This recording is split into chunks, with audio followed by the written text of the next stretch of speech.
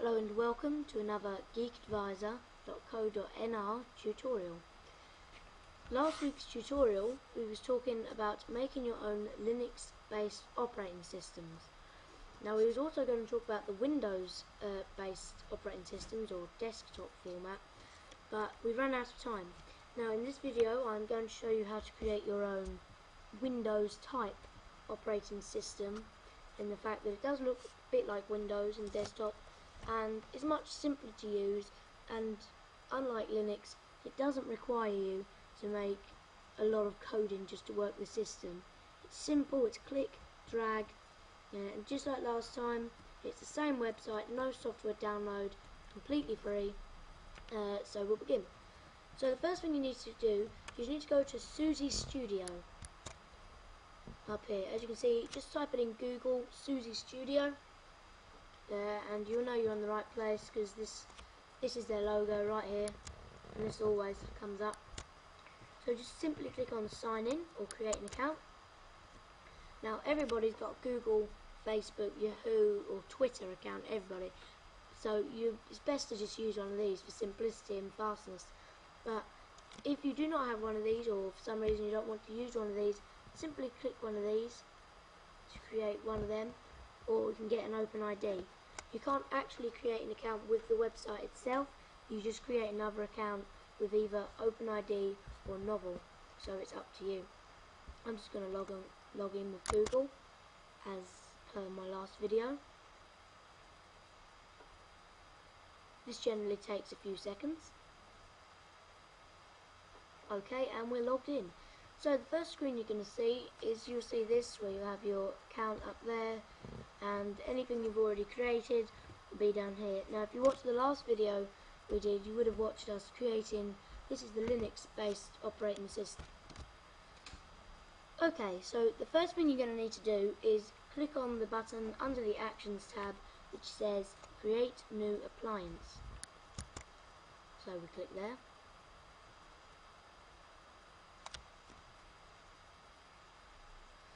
Okay, now here's where you have a couple of options.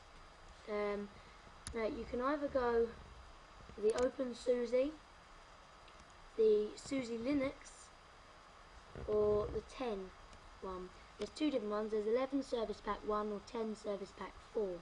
Now for this one we're going to use the OpenSUSE 12.1 because it contains a base system, kind of like an operating system, plus the GNOME desktop.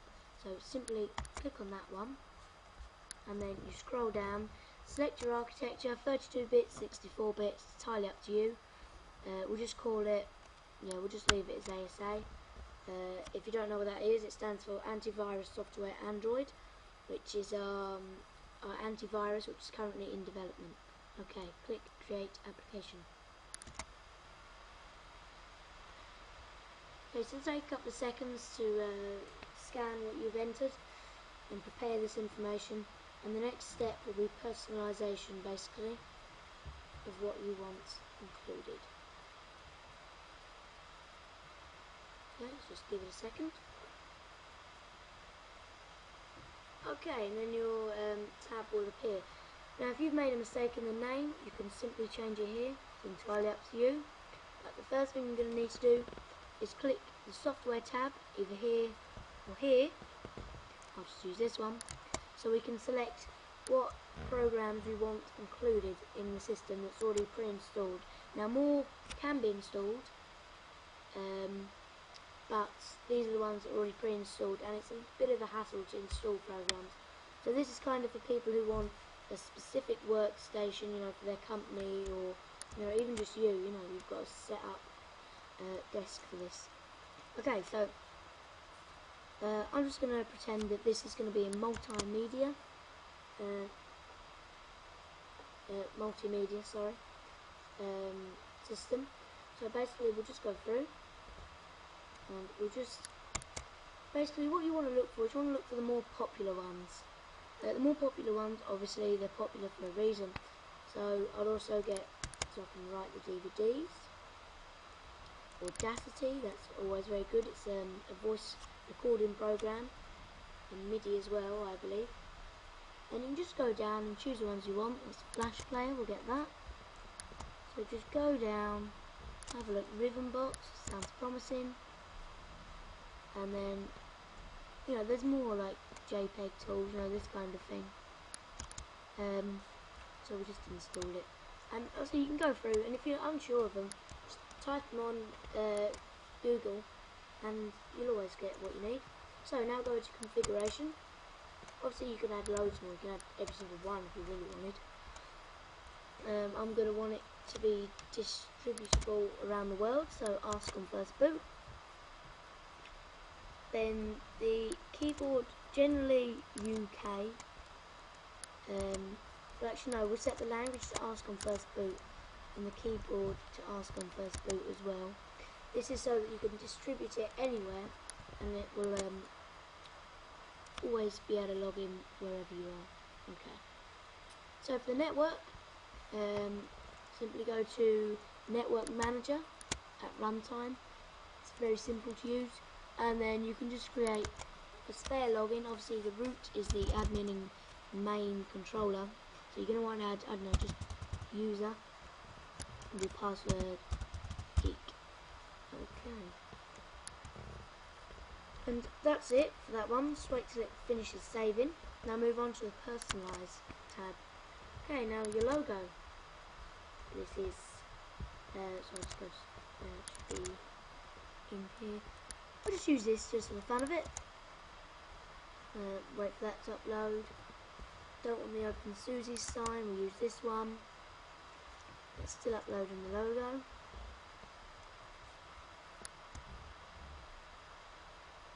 Just leave that for a second.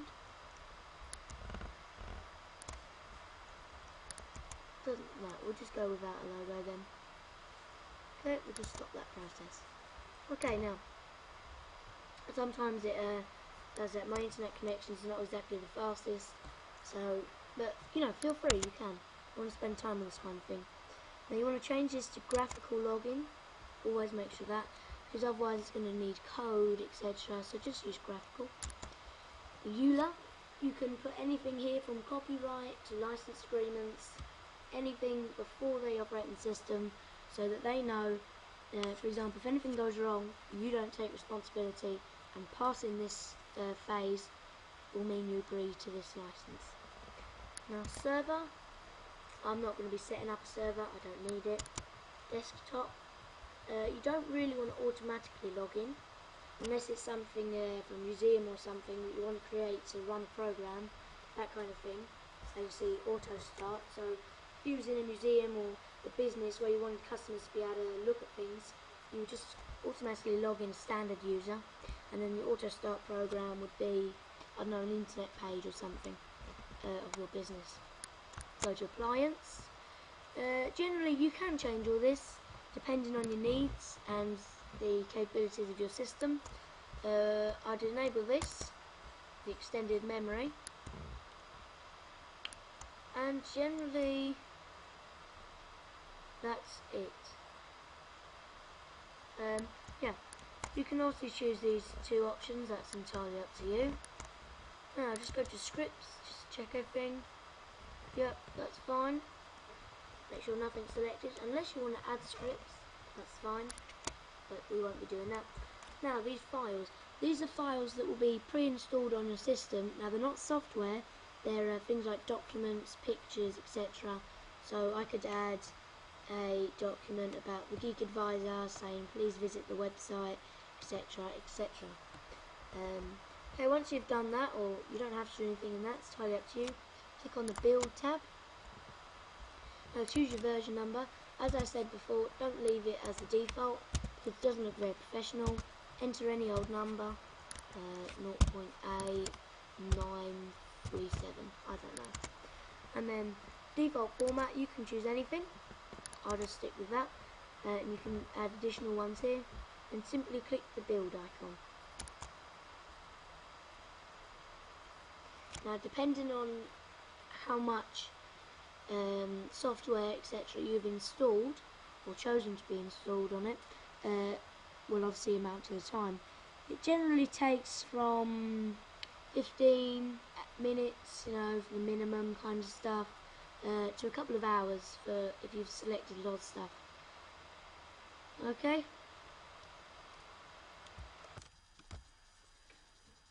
Okay, it's just finished being built.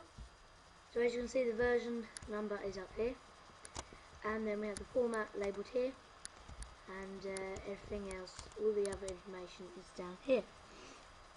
Okay, now the three options you have is you can test drive the system, so run it in your browser, you can download it, ready for install, we can view the files. Today I'm going to test drive, and just so you can see that it is like a Windows system, and hopefully you'll enjoy it as well. Okay, this will generally take a couple of minutes to load. Okay, so it's just loading. So this is the first screen that you'll be presented on the test drive, and when you actually do get around to installing it. So obviously my language is UK. So we just simply click on that and give it a second. Okay, selected it, now we click next. Now with this system it's important to click once only, and just let it load. As you can see, it's just loading down there. Don't keep clicking, it doesn't work. Okay, system keyboard. My keyboard is US keyboard actually. So leave it like that, and test. Not test, sorry, next. That's it, there you go, it's clicked. So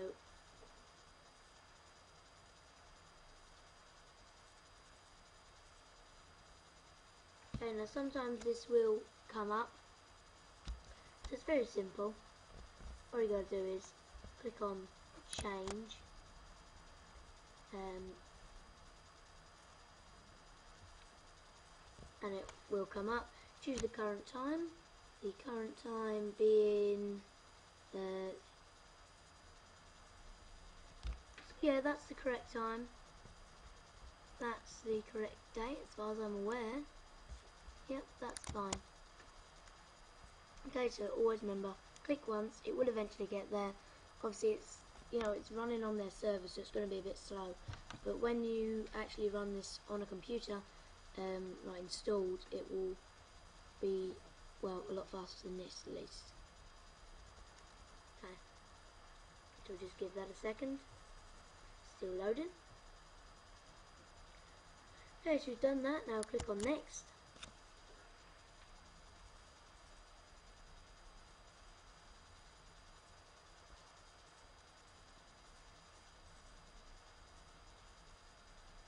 Now there you go, it's just preparing the system. This will only be done on the first boot, obviously. After this will all be pre-saved. So now it's just making sure the files are there, connecting everything. There you go. And there is your graphical login screen. Okay, so simply select user. Click once. Okay, type in your password. So password was Geek.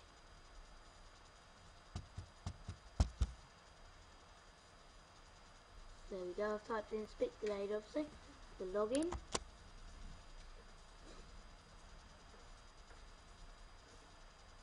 Okay.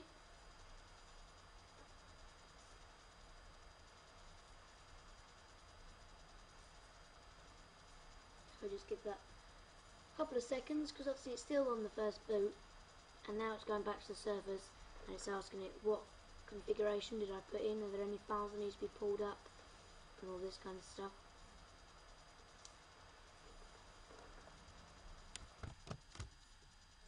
Okay, this is the screen once it's logged in.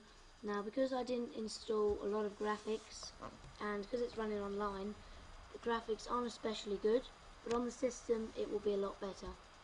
Okay, so simply as you can see, it's like a Windows desktop. You have your features down here. There's none at the moment, your time. There's the applications and places, etc. up here, but I'm not going to do that because with the test drive it's very slow, and the mouse is a bit slow, so it would take a long while. But feel free to test yours. Depending on your internet connection, it will be faster or slower, and I hope you have fun with this. Please don't forget to rate, comment and subscribe to all our videos. Visit the website at www.thegeekadvisor.co.nr, and please, if you find any videos or anything else you find interesting or useful on our site, please donate.